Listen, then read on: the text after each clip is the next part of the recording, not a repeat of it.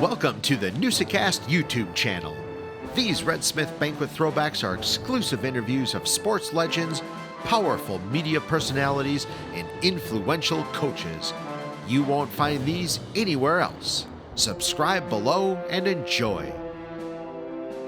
Newsa-Cast listeners, welcome to our throwback. This week we're going to throw it back to Jackie Joyner-Kersee. She came to the Red Smith Sports Awards in 2014. Obviously, an amazing Olympian, 84, 88, 92, 96. Fantastic interview with one of our former interviewees, Dave Edwards. So we get to listen to Dave interview Jackie Joyner-Kersee.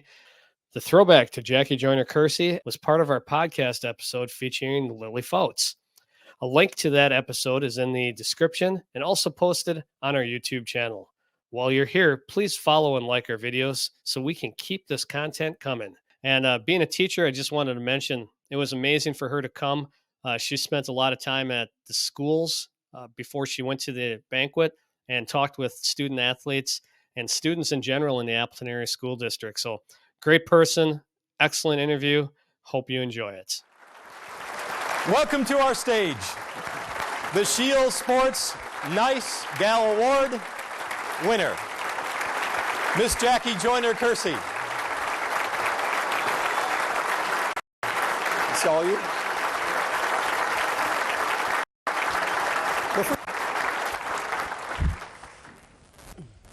Welcome. Thank you. How's watching? Can you hear okay? Can we hear Jackie? Turn me on. There we are. Didn't want to start another cell phone commercial here. How does watching that video make you feel? Oh. Nostalgic? Yes, but it brings, tears to my eyes, but in a good way. Mm-hmm. Because I lived through it, and how blessed I've been, and not just for myself, but for all the people who work with me to reach my goals and to see it. And, I look at the video, I'm like, oh God, many different hairdos. And Yeah, I was going to mention the youth one there was spot on. That was When people say Jackie Joyner-Kersee, one of, if not the best female athlete of all time, how does that make you feel? it makes me feel good.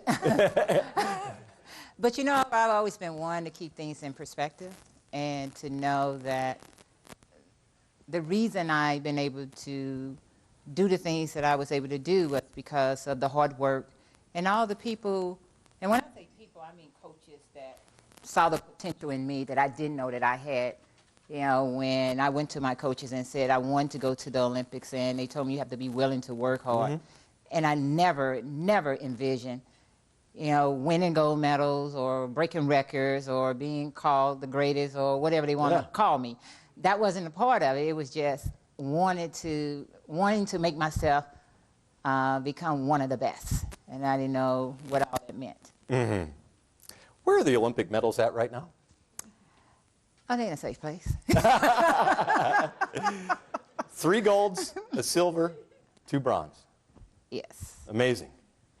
And I understand.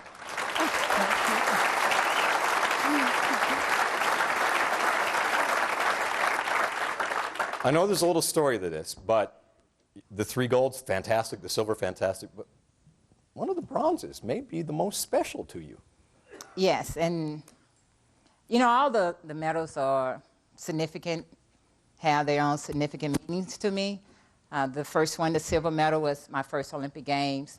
And then leaving those Olympic Games, knowing that I had the ability to win, but I doubted myself in '84 because I had never been injured. And here I am competing with a heavily bandaged leg, and so that means something has to be wrong. And so when I went into the first event, I didn't go there thinking like a champion. I was anticipating a pain that was never there. So in '84, after going through the first day, the first 4 events, and coming back the second day, and knowing in my heart that I hadn't performed to the level that I needed to perform at to really earn the gold medal. And so I finished second, and I missed the gold by 3 points, but yeah, but I didn't deserve to win because I wasn't thinking like a champion. And brother had just won the gold medal in the triple jump, and I remember I was crying, but I was really happy for him because no one had even picked him. You know, they were saying, "Oh, Jackie gonna win the gold," but you know, my brother being the oldest, won the first gold medal in the family, so which is great. But I embraced him, and I said to him that if God blessed me to make another Olympic team, that I want to be the toughest athlete out there mentally, because physically I know I have the gift to do it, but mentally I just wasn't quite ready yet. So 88, I go and I win double gold. 92, a gold and a bronze, and then 96, again, it comes full circle with the games in Atlanta, and I had to pull out of the heptathlon. I had injury in my right leg, and it was tough, you know, for Bobby, my husband, who my coach, and you know, he said, "No, I'm not going to allow you to do this to yourself. I'm going to pull you out and see if you could perform well in the long jump." So it gave me extra days to really try to work with the leg, work with my physical therapist, and so I went into the long jump competition. First attempt, you know, I qualified, go back, rest up, come back the next day, and you know, I'm coming down the runway, I'm jumping, I'm flying in the air, landing in the sand pit, you know, just knowing I'm jumping like 23 feet. You know, I look at the mark, they go, 21. I'm like, 21? Oh, God, I got a lot of work to do. So I go back, and I'm trying to rub the leg out, you know, cross-friction it, and and then it came down to the last jump. And this is the reason why the bronze medal is so important to me, because, you know, I talk to young people all the time about believing in themselves.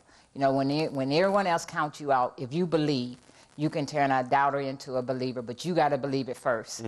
And so I stood on the back of that runway, and I visualized myself coming down the runway, attacking the board, and climbing in the air, looking for the tops of the tree branches, you know, to really help me to really get the trajectory in the air that I was looking for. Yeah. And I said, you know, and I said to myself, I said, Jackie, you got to go for it, you know. If the leg collapse, fall out, they're going to send a gurney out there and pick you up. But at least give it all you have to give. And that's what I did. I came down that runway. I attacked the board. And at that moment, I was willing to pull every muscle in my body to get the job done, because I knew I could do it. And I think having that attitude, I came away with the bronze. I didn't go trying to win a bronze. I went trying to win a gold medal, but I just came up short and was the bronze medal. I'm inspired. I'm about ready to run around the block. No. Is it true that you used to bribe your siblings to have them do chores so that you could go work out? Yes. You know, in a good way, because my mom didn't quite understand what I was doing athletically, and she wanted me to get a job and come home and clean and cook. I couldn't cook at all, but so what I would do, I would, you know, talk to my sisters, because see, they're younger than me, but on the weekends they could go to dances, and my mom knew that I didn't like to go to dances. So what she would say to me, if I didn't do my homework or my chores or anything of that nature, then I couldn't go to practice. So she figured it out. So what I would do is take my 15 cents and I would save it and give it to my sisters, and you know, they would help me out. You spent a little bit of time today. I don't know if we have some of the pictures. Yeah, we do. You spent some time talking to some kids at Madison Middle School today here in Appleton. What did they ask you? What kind of questions did they say? Jackie, help me with this. I have a question about what? Oh, wow. You could tell that they had done their homework. They were asking questions from preparation, dealing with obstacles. Some had anyone done anything to you that would cause you to want to quit? Ooh. And so I read a lot into a lot of the different questions, and I tried to wrap my answers around informing them that if you love what you do, because one of the questions was like, do you like what you do, or something like that, and I was like, but if you love what you do, and I don't care how hard it is, but if you believe strongly in it, then the support around you will come. That's why your coaches, your teachers, and then if you're dealing with something that, you know, your peers or someone else might not quite understand where you're trying to go, it's not important for them to understand. It's important for you to always know what your goals are and what you're working towards, and then make sure that the environment that you are around is positive and that it's encouraging and motivating. Because sometimes you might think your friends are your friends, but your friends sometimes could be your, we know, your worst enemy at times, and holding you back. You competed in the heptathlon, and many people probably don't even realize you did it with asthma. Yeah. How miserable was that? Very. Yeah. It was, at times it was, I mean, I performed well in the eyes of people, but in my heart I knew I wasn't getting any better. And there were times when I would look like a world-class athlete, and there were times when I looked like I shouldn't even be out there. But I had to really educate myself about the disease, because I really believed like I was Superwoman, and I didn't want to take my medicine like I should have, so I could really control my asthma. And then you know, my attitude had always been that, you know, no one can outwork me. I don't care what my competitors are doing, is that if I even think they might be getting a mile in, then I'm going to get up and go do a road run. You know?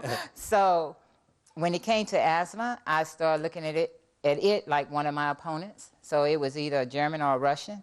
And that, and my pulmonologist and the nurse was like my coaches. So I had to really respect their knowledge, and the things that they were telling me were for me to get better.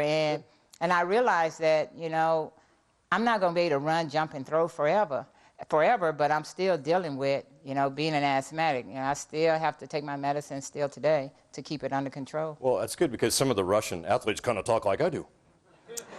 Well, talking is one thing. When did you realize, when were you did you have to be kind of shoved into, okay, Jackie, we think you can do more than one thing. The heptathlon, look at this, you can do jumping and running, all this. Was it tough transition for you to go from, say, 1 or 2 events to a whole bunch of them? Well, you know, when you're an age grouper, when I started running at the age of 9, I really wasn't one of the best girls. You know, I wanted to be good, and I felt that if I would go to practice every day and see myself improving 1/10 of a second if I was running, or 1/2 of an inch if I was jumping, that meant that the work that I was doing was paying off. And when it came to the multi-events, you know, our coach just literally threw us in the event. I had never ran hurdles before, and I would wear my volleyball knee pads, you know, to protect my knees in the hurdle. So I didn't know. I couldn't 3-step, but I like the versatility of the events, and also it's very challenging because as an athlete, you always feel that you're going to master all 7, or you're going to do this one well. But it's a very humbling event too, because at one point you're on a high, then all of a sudden you're like, oh, you're down at the bottom, you know. And then in age group, when I was 14, 15, when I won the nationals titles at that time, you know, they would give you a gold medal for each event. So I got one if I won the hurdles, the high jump, and then I go to the big league, you get one for all 7 events. All that hard work, you just get one. But so I just loved it, and it was challenging. And which one of those events did you hate the most? Well, because there's always one, isn't there?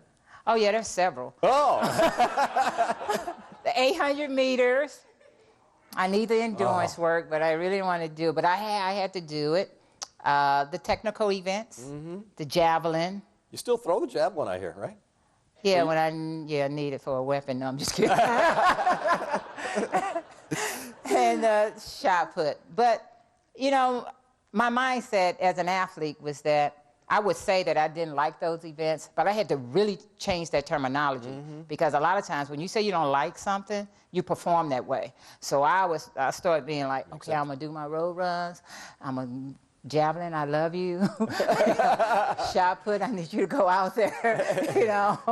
We're on the same team, so. Tell me a little bit about your foundation, the work you're doing with kids. It's amazing.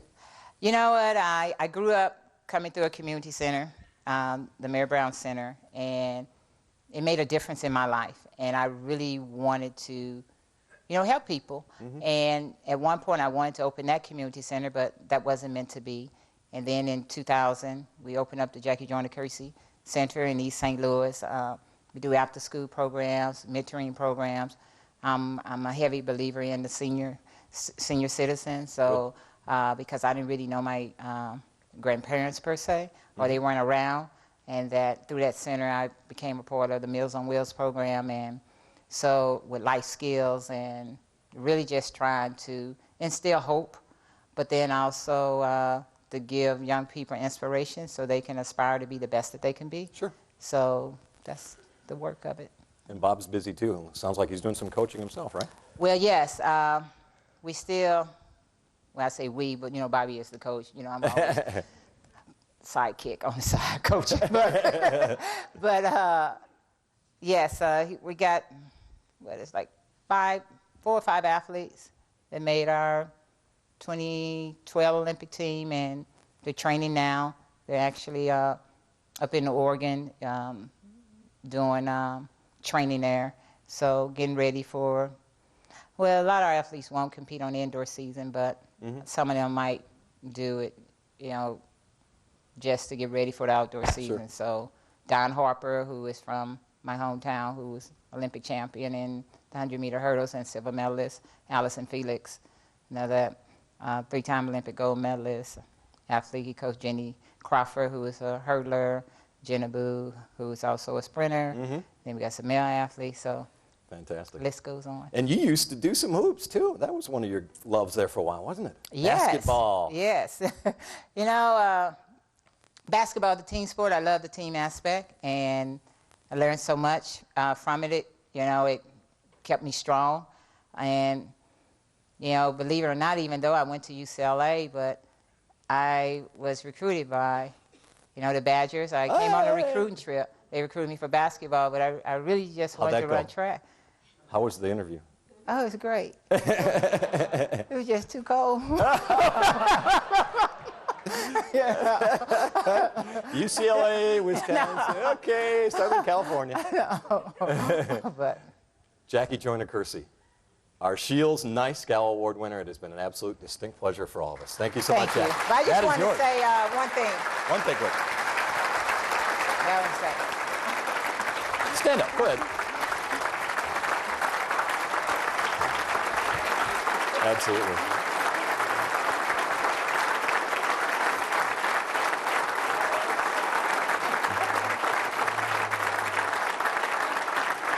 One thing.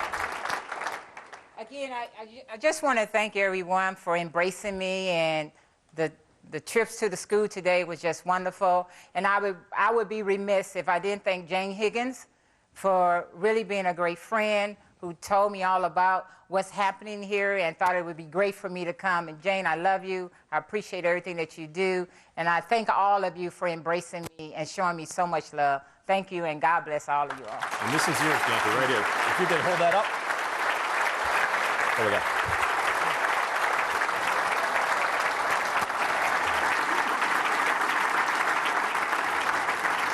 Okay, I'm going to step out. Let them take a picture of you.